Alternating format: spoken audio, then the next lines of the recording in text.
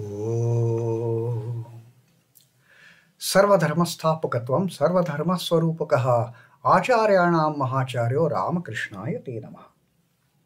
O establisher of all the faiths, embodiment of all the religions, the greatest teacher among all the teachers, O Sri Ramakrishna, my salutations to you. Namaste, Pranam, and Sri Ramakrishna talking to the devotees at the house of the great devotee Sri Balaram Bose.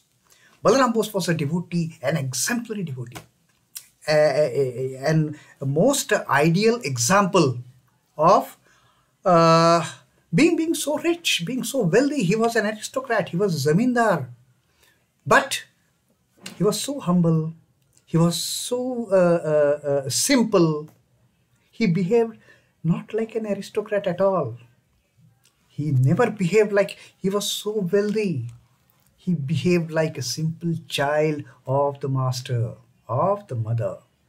So that was Balaram Bose, and Sri Ramakrishna had gone there. Sri Ramakrishna used to love to go and visit Balaram Bose and talk to the devotees. Devotees used to assemble whenever Sri Ramakrishna used to visit his place. Now, Balaram Bose, for that matter, he was not of the same caste as Sri Ramakrishna. Sri Ramakrishna was a Brahmin. Balaram Bose was a Kulin Kayastha. But, I mean, a stage lower, so-called, in the traditional caste systems. And possibly that was the reason, we don't know exactly, but Sri Ramakrishna that day, he started the topic with how to eliminate the caste system. All the devotees were present, and Sri Ramakrishna somehow opened up the conversation by taking this topic of caste system. And Sri Ramakrishna had taught us that the caste system can be eliminated only through love of God. Once you develop love of God, you don't fall into any castes. A Brahmin with the love of God is same as a Shudra with the love of God. There is no difference. There is no hierarchical hatred for that matter. Earlier times there used to be tremendous hatred between higher castes and lower castes. So Sri Ramakrishna says the caste system can be eliminated only through love of God. Develop the love of God. The mind, body and soul of a man becomes purified with the divine love. Once one attains the divine love, the body, mind and spirit, everything becomes purified, and one cannot perceive any difference between one person and another. Whichever caste they may belong to, whichever religion they may belong to, they are all one as far as that person who has ignited the divine love in his heart. For him all the castes are same. For him all the religions are same.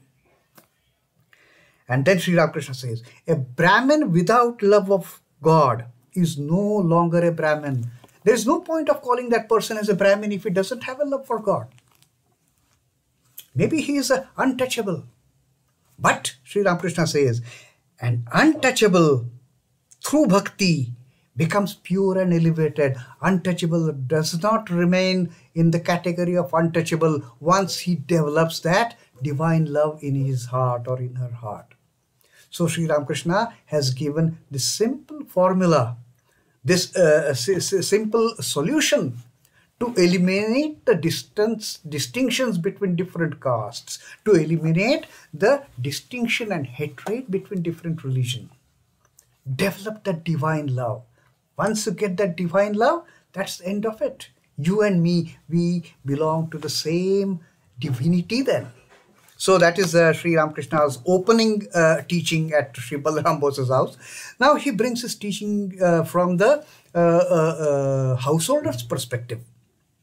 Householders, now their lives are very intricate, very difficult, very, filled with so many hazards for that matter.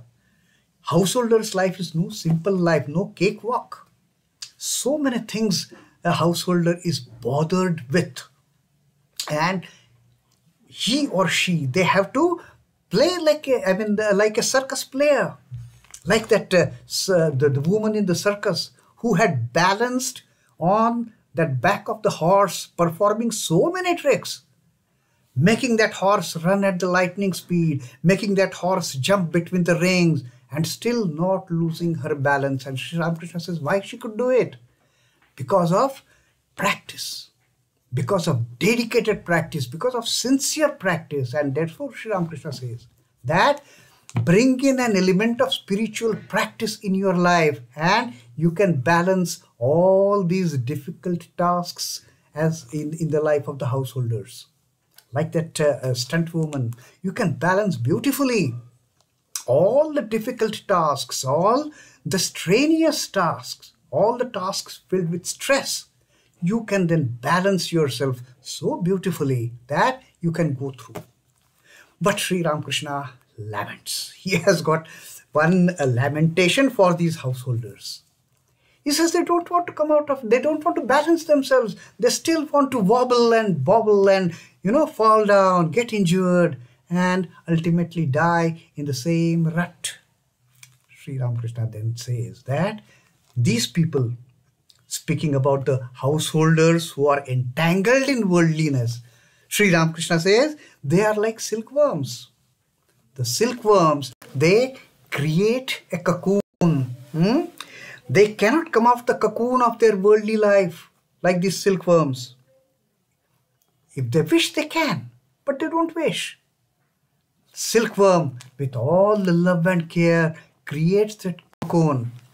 If it wishes, it can come out of it anytime. But no, this is my cocoon. I have created with such a great love. I have created with such a great care. How can I come out of it? How can I even think of leaving this cocoon? And the silkworm dies there itself. And Sri Ramakrishna says, they also die there itself. These householders who are steeped in worldliness, who are entangled in worldliness.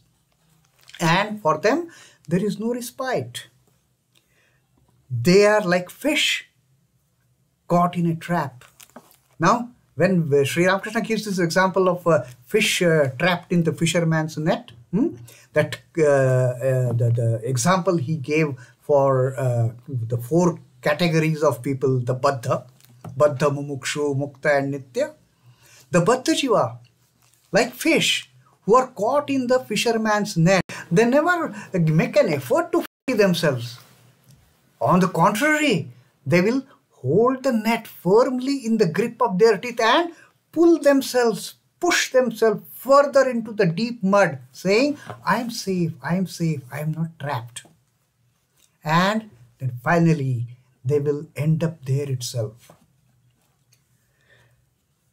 They can come out of it by the way they entered, but they sport inside the trap with other fish and hear the sweet sound of murmuring of water and forget everything else. This fish trapped in the net of the fisherman, they never try to even come out. They are the Baddha Jivas, they are the bound souls. And they are happy playing with other fish of the same cadre, other fish of the same mentality, other fish of the same temperaments. They are also enjoying. We are also enjoying. We will all play together in this net. And we will enjoy that murmuring of water, how beautifully, how melodiously this water murmuring is to our ears for that matter. So Sri Ramakrishna says, these fish, they don't want to come out, they will die there itself. And then he clarifies that, what is this murmuring of water? Sri Ramakrishna says, that lisping of children, my Rama, my Hari and all that they get so much entrapped. Not like that, the example of the maid servant Sri Ramakrishna said, that although she keeps on, talking about my Rama, my Hari, the maid servant knows that he is not my Rama, my Hari. My Rama, my Hari, they are at my home there. But for these fish who are trapped, the lisping of their children is the murmuring of water. So beautiful, so nice. My children, they are doing this. The other fish are their relatives and friends. Now they are also trapped. Now, what can one bound soul tell to another? They can only say, come, let us enjoy. Let us enjoy being caught in the net. We are enjoying, we are having such a wonderful time. And there is no effort to free themselves from the net. They have not got into that stage of mumukshu at all. Seekers at least seek. But these bound souls, these householders entangled in worldliness, they remain happy inside those cocoons and one day die there itself. And then Sri Ramakrishna says that only one or two make good their escape by running away. Of all these millions of fish who have been trapped, of all these millions of silkworms who have been trapped, the fish are trapped in the fisherman's net, silkworms are trapped in their own cocoon. At least for fish, okay, it is their fisherman's net. But for silkworm, the cocoon is created by itself, by the silkworm itself. So, only one or two from the millions, they can set themselves free, Sri Ramakrishna says. And while mentioning about this unfortunate situation, Sri Ramakrishna says there is a reason for that. They are so much bound by Maya. They are so much entrapped in that illusion created by the Prakriti that they feel everything in this world, everything in this universe is nothing but me and mine. There is no life away from me and mine. My property, my house, my family, my friends, my society, everything belonging to me.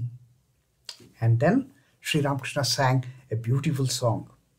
That how only one or two from the millions they get liberated, but others, they prefer to be so, prefer to be bound, prefer to remain entangled. And Sri Ramakrishna sang this song. Sri Ramakrishna, whenever an opportunity came, he used to sing such wonderful songs. Of course, songs not, otherwise film songs or drama songs, but only songs pertaining to spirituality, which could take one to the higher planes. Now the song goes like this. When such delusion veils the world through Mahamaya's spell, that Brahma is bereft of sense, and Vishnu loses consciousness, what hope is left for man? Sri Ramakrishna says, even Brahma and Vishnu of the trio Brahma, Vishnu, Mahesh, Sri Ramakrishna says even Brahma gets trapped in the Mahamaya's web. Even Vishnu loses his consciousness when trapped in the Mahamaya's web. What to talk of poor man? What to talk of poor householders? They remain to be the silkworms. They remain to be the bound fish. The narrow channel first is made, and there the trap is set. First of all, a very narrow channel is made, and the fish will nicely move through that narrow channel into the net. The Mahamaya creates a very minute channel. We don't even realize she has created this channel for us to get entrapped, and we beautifully pass that channel, and there the trap is set, Sri Ramakrishna says. But open through the passage lies. The fish, once safely through the gate, do not come out again. Once the fish goes through that channel, then they do not come out again. They remain trapped. They remain trapped in that net. The silkworm patiently prepares its closely spun cocoon. Yet even though a way leads forth for its getting free from that, encased within its own cocoon, the worm remains to die. The worm never comes out. And only one or two among these fish, only one or two among these silkworm, they set themselves free. The Mahamaya paves that way. She creates that minute way, unknown to us. We don't even realize she has put all these temptations for us to get trapped. And like fools, we easily get trapped by her delusions. And then Sri Ramakrishna says, what to talk about man? Even Brahma gets entrapped. Even Vishnu becomes unconscious once trapped in the net of Maya. And Sri Ramakrishna had one saying on this. We will come across this teaching also somewhere else. But since we are on this particular song where Sri Ramakrishna has mentioned about Brahma and Vishnu getting entrapped by Maya, by Mahamaya, Sri Ramakrishna had spoken about Panchabhute Phande, Brahman Pode Kande.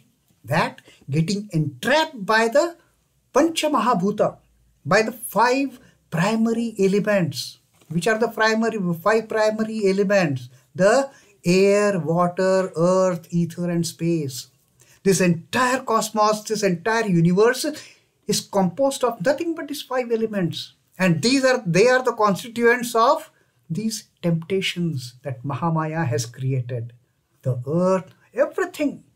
All the allurements, all the temptations that Mahamaya has created, they are out of these 5 elements. The 5 principal elements, the Pancha Mahabhuta. And Sri Ramakrishna says that Panchabhute Phande, once get entrapped in these 5 elements, Brahma Pode Kande. Even Brahma starts crying. What to talk of ordinary householders, what to talk about ordinary souls like us. But if they practice the spiritual disciplines, they can find a way. Otherwise, they will remain in the cocoon, they will remain in that net and die there itself. And the process will continue life after life after life. There is no escape, there is no mukti, there is no liberation, there is no enlightenment for that matter. There is no nirvana. That's it. The story continues generation after generation, from birth after birth after birth after birth. So this is the way Sri Ramakrishna has taught about the miseries in the life of householders. How they themselves created, they themselves get trapped and they want to enjoy there itself. That is the most unfortunate thing. But Sri Ramakrishna again gives a hope. 1 or 2 among these, they do set themselves free. They do set themselves free. They do set themselves free. Om Namah Shri Bhagavate Ramakrishnaya. Sri Ramakrishna Arpanamastu. Jai Thakur, Jai Ma, Jai Swamiji.